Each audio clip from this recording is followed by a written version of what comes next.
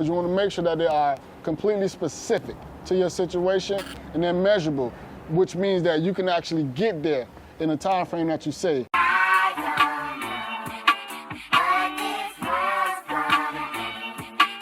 All right, so you want to know how can you set realistic and achievable goals, right? Which is important. It's important questions to ask, and it's important information to have, especially in your toolbox, right?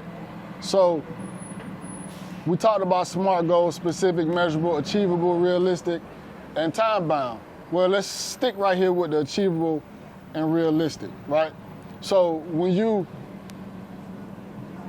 setting a realistic goal, when you're setting a goal, you want to make sure that it's realistic, it's relevant, right? It's not too far-fetched. It's something that you can actually accomplish, right?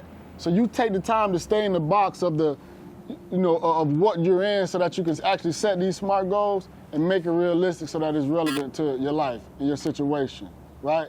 The next thing is achievable goals. You don't want to set a goal that you can't actually achieve. The purpose of setting a goal is to actually reach that goal. All right, so when you're writing down these goals, you got to be realistic. You can't write a goal like, next week I plan to, jump to the moon.